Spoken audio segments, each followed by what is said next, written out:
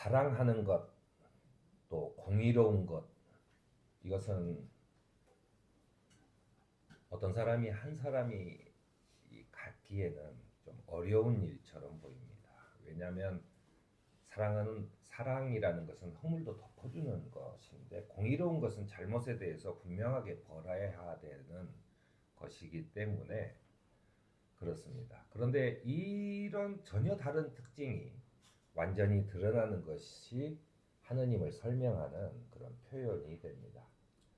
우리는 흔히 그리스도교를 사랑의 종교라고 얘기합니다. 일반적인 생각이지요. 사랑은 하느님의 성품 중 하나일 뿐만 아니라 하느님 자체가 사랑이시다. 하느님은 그 자체로 사랑이시다라고 하는 이야기를 우리가 합니다. 그런데 사랑이라고 하는 것은 내가 어떤 것을 좋아하는 것이라고만 생각하기 쉽지만 좋아하는 것과 사랑하는 것은 다릅니다.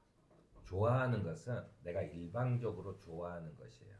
어떤 사람들은 좋아하는 것을 사랑하는 것이라고 얘기하지만 사랑하는 것은 좋아하는 것과는 다릅니다. 사랑한다는 것은 자기의 희생이 따르는 일이에요. 좋아하는 것은 내가 좋으면 다하는 겁니다. 내가 좋으면 다하고 나한테 어떤 것을 강요하면 더 이상 안 좋아하면 되는 거예요. 근데 사랑한다는 것은 내가 희생을 감수해야 되는 거죠. 우리가 누군가의 사랑을 받다가 커서 장성하게 되면 누군가를 만나서 사랑하게 되고, 또 부부가 되었을 때는 두 사람이 살기 때문에 자신의 어떤 것들은 희생을 해야만 두 사람이 같이 살 수 있는 겁니다. 또 거기다가 그런 다음에 갑자기 부모가 됐을 때는 진짜로 더 많은 희생을 해야 되는 것이 바로 사랑이죠. 그래서 가정은 사랑이다라고 하는 거죠. 가정은 서로 좋아하는 사람들의 만남이다라고 얘기하지 않는 것입니다. 이 사랑이라는 것은 어쨌든 희생이 따른다라고 하는 것이죠. 하느님께서 우리를 사랑하신다. 하느님께서 우리를 좋아하시는 게 아니라 우리를 사랑하신다는 것은 그리스도의 십자가에서 증명이 되는 겁니다. 사람을 너무 사랑하신 나머지 자기의 외아들을 죽이면서까지도 우리를 사랑하셨다라고 하는 거죠. 그 엄청난 희생입니다. 자기 아들을 희생시켜 가면서 당신의 사랑을 보여줬다라고 하는 것이 바로 하느님의 사랑이라고 하는 것입니다.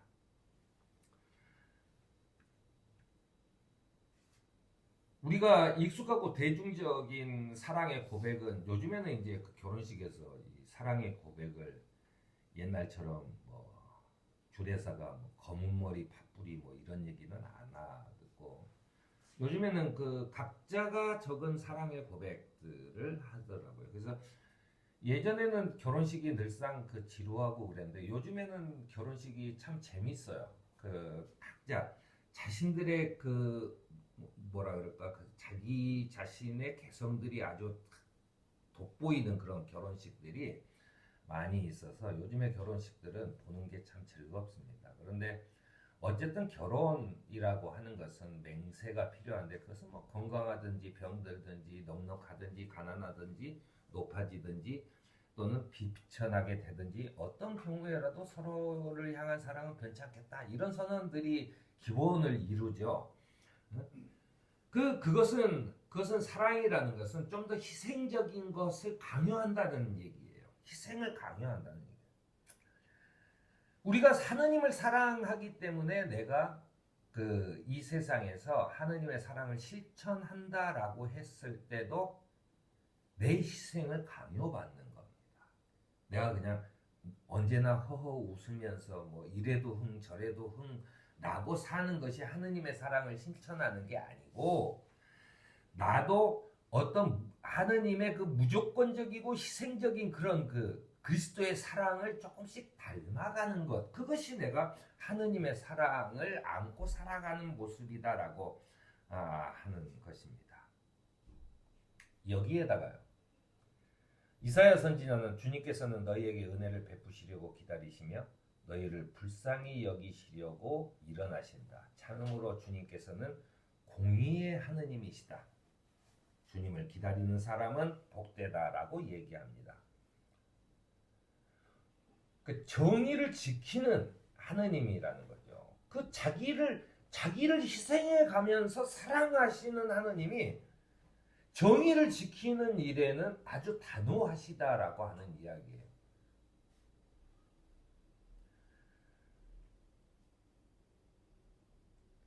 공의의 하나님께서는 이 선한 사람과 죄인을 동등하게 대하지 않으세요. 사람을 차별한다는 얘기입니다. 사람들의 의로운 행위는 사랑하지만 그릇된 행위는 미워하신다라고 하는 것이 공의의 하느님의 성품입니다.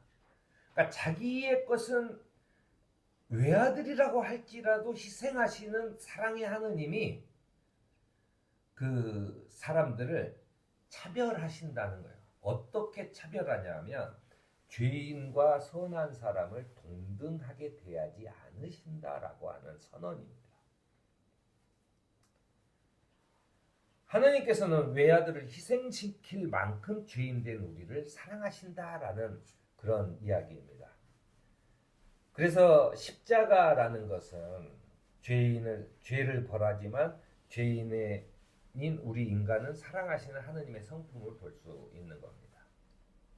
즉 뭐냐면 우리가 가진 살아오면서 또는 우리가 이 품성으로 느껴가는 죄에 대해서는 저지른 죄에 대해서는 아주 단호하게 멸하시지만 꾸짖으시고 벌을 주시지만 우리 인간이라고 하는 그 존재만큼은 사랑하신다라고 하는 거예요. 그래서 십자가는 사랑과 공의의 표식이 되는 겁니다. 그러니까 십자가가 하느님께서 얼마나 사랑하셨으면 십자가에서 자기 아들까지 희생시켜 가면서 우리를 사랑했을까라고도 할 수 있지만 하느님께서는 굉장히 공의로운 분이어서 우리의 죄를 거기에서 사하시려고 예수 그리스도와 함께 죽게 하려고 그랬다라고 하는 거죠. 그래서 사도 바울은 우리가 그리스도와 함께 죽었다라고 얘기하는 거죠. 우리가 그리스도와 함께 죽었다. 우리가 세례를 받는 순간 그리스도와 함께 나는 죽은 거예요. 근데 죽어서 부활하는 것이 아니고 내가 세례를 받는 순간 나는 이미 죽었고 그리고 세례를 받음으로 나는 주님과 함께 부활한 백성으로 살아간다라고 하는 이야기입니다. 공의로우신 하나님께서 매우 좀 디테일한 그런 공의에 대해서 말씀하시고 계세요. 재판할 때는 공정하지 못한 재판을 해서는 안 된다 얘기를 해요. 그러면서 가난한 사람이라고 해서 두둔하거나 세력이 있는 사람이라고 편들어서는 안 된다는 거예요. 우리는 보통 공의, 정의라고 하면은 가난한 사람을 무조건 또는 부자는 무조건 이런 것들은 안 된다는 거예요. 그거 공정하지 못하다는 거예요. 가난한 사람이라고 해서 무조건 두둔하거나 세력이 있는 사람이라고 해서 편들어서는 안 된다라고 하는 것이 하느님의 명령입니다. 재판관이 뇌물을 받고 가난한 자의 재판을 억울하게 하지 말라는 것이고 그리고 가난한 사람이라고 해서 잘못을 두둔해주고 잘못을 덮고 넘어가는 것도 안 된다라고 하는 얘기입니다. 그러면서 잠언은 이렇게 얘기해요. 공의로 정의로 다스리는 왕은 나라를 튼튼하게 하지만 뇌물을 좋아하는 왕은 나라를 망하게 한다라고 하는 이야기예요. 오로지 정의라고 하는 얘기입니다.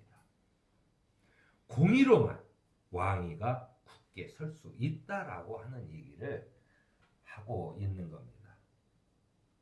또 우리가 잘 아는 이야기가 있어요. 야고보는 나의 형제자매 여러분 무엇보다도 맹세하지 마십시오라고 얘기합니다.